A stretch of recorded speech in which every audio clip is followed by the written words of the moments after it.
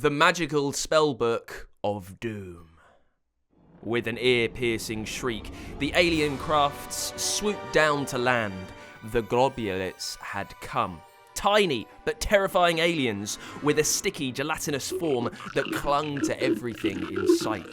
They descended upon Earth like a swarm, their gooey bodies exploding on impact, spreading destruction with every squelching step. Buildings crumbled, roads dissolved, and chaos reigned as the globulets multiplied, covering the planet in a nightmarish layer of explosive slime. Their invasion seemed unstoppable, their sticky touch leaving devastation in their wake. But somewhere, hidden deep within the chaos, lay the secret to vanquishing these gooey invaders. But would the people of Earth find it in time? That's happening in a bit. Spoiler alert there, by the way. But things started out a lot more peacefully. Dave and Marcie were brother and sister, and like nothing more than playing a few pranks and getting into mischief. Not much mischief on the cards where our story starts, though. They'd been dragged into town by Mum, and were mooching in an antique shop. Mum loved antique shops. The kids thought they were a bit meh. But Dave made a very cool discovery. "Check out this book," he whispered to Marcie. It was small but heavy, with an elaborate gold cover with what looked like jewels dotted on the corners. The Magical Spellbook of Doom. "Oh, the book found you," said the old man behind the counter. "It chooses who may use its power, and it looks like it's made its choice." They looked at the golden cover. "A real spellbook? Sounds a bit scary," said Dave. The old man shrugged. "There's all sorts of spells in there, I believe. I never get to have a proper look. I don't think it likes me. It always disappears when I try to open its pages. The only advice I can give you is to close the book when you want the spell to end. And it said the book can be a little tricksy," he said, waggling his eyebrows. Dave and Marcie weren't sure what he meant, but were too excited to care. They paid the penny piece and rushed out to try some spells. "This is brilliant! Just think of all the mischief we can get into," said Marcie excitedly. The next day, they snuck the spellbook into school.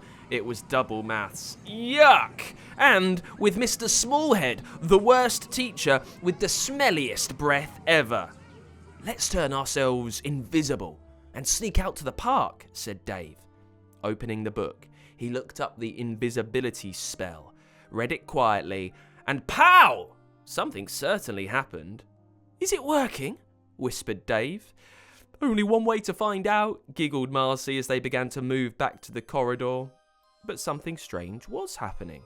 Far from being invisible, the children were still perfectly visible, and in fact were beginning to glow, brighter and brighter, making everyone cover their eyes. "Quick! Shut the book!" yelled Marcie, and they slammed it shut and the strange light ebbed away. "Well, you must have got the spell wrong," hissed Marcie furiously. "We were lit up like a Christmas tree. No one could miss us." "We just need practice," he said quietly, resigned to 2 hours of maths with smelly breath Smallhead. But the spells kept going wrong. It didn't seem to matter how carefully they read them out.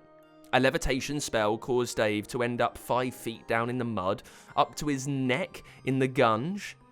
Marcie tried to create magical pop, but ended up with a cup full of dust. Ugh, yuck. And when they tried to create a cute magical puppy to play with, they ended up with a talking stone. Yeah, you heard me right. "My name's Terry," said the stone. "So, you're not a magical puppy?" "Yeah. Thanks for that, Captain Obvious. I am magical, though. I can make apples appear, actually." And with a tremble, a dozen apples appeared in the sky. "Which has to win the prize for the most useless superpower ever," huffed Marcie. Dave slammed the spellbook shut, and Terry and his apples disappeared.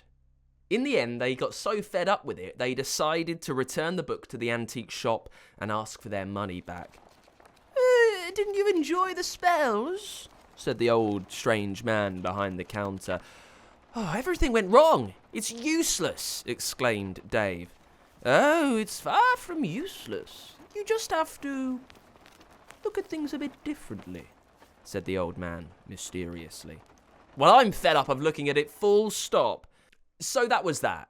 Except it wasn't the end of this story, because something much weirder, by 1,000,000%, was about to happen. Aliens! Yeah, an alien invasion.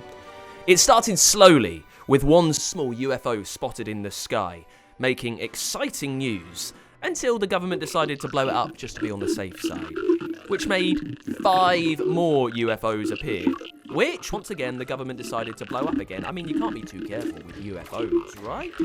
Then, 500 more appeared, and then 5,000. It was an invasion.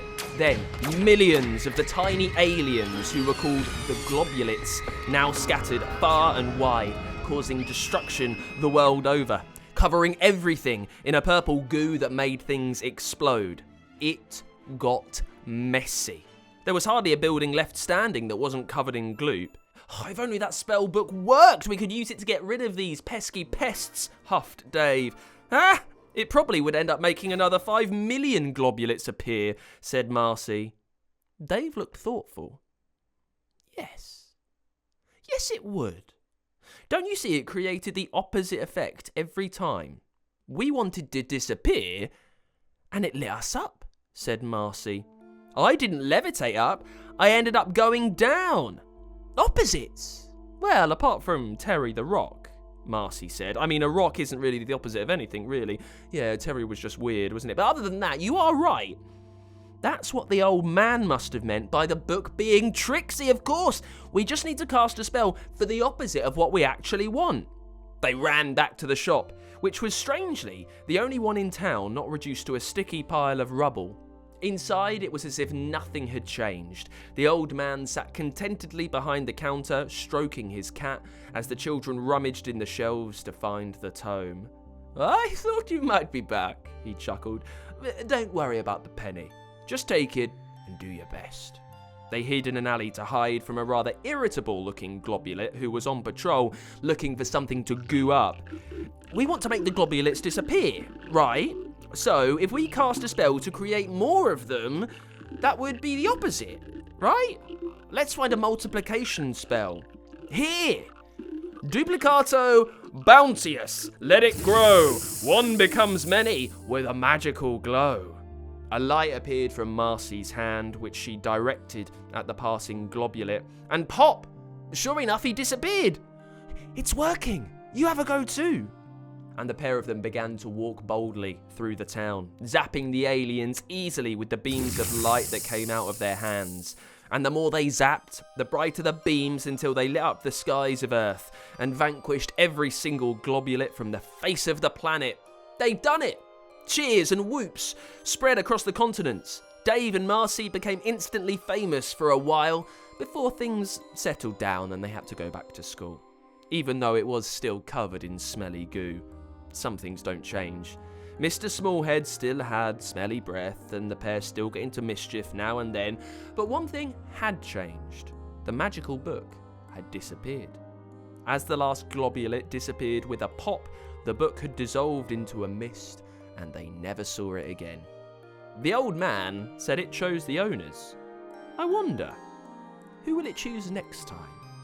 Maybe it would be you. What would you wish for?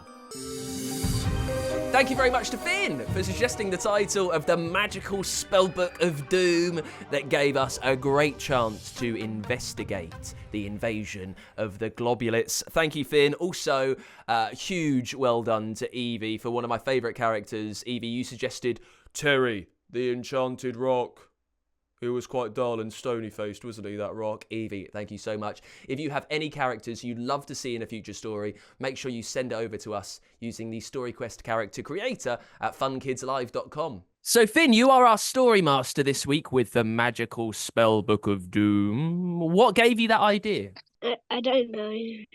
Oh, it sounds quite, like, dark and dangerous, doesn't it? What do you think would be in a magical spellbook of Doom? Dark magic. Where would we find a magic spellbook of Doom, do you think? A magical cave? Would you be brave enough to go in a magical cave? Yeah. Yeah, I don't think I've got it in me. I don't think I'd be brave enough. Listen, I know that you love your books, right? You're reading a lot of the Narnia stories at the moment, aren't you? Yeah. Tell us what you like about those. I'm just really interested in them, and I don't know why. They're just really good books. And it's not just those, because you're always loving Harry Potter, right? And that's magical spell books. What do you like about those stories? I just like a lot of the drama in it. I know that you love your magic, right? Magic comes through from Narnia to Harry Potter to the own magical spellbook of doom. If I gave you the chance to do one spell, Finn, what would you like to magic up? Just knocking on everyone's just tricking people. So instead of going to see like really cool things around the world, you would just play Knockdown Ginger? Yeah, probably. All right, well, Finn, it's been a real joy to chat to you. Thank you so much for being our story master this week. Got an idea for a story? Tell us the title at funkidslive.com/storyquest and we could bring your story to life. For a new story each week, make sure you hit subscribe or follow so you don't miss a single episode.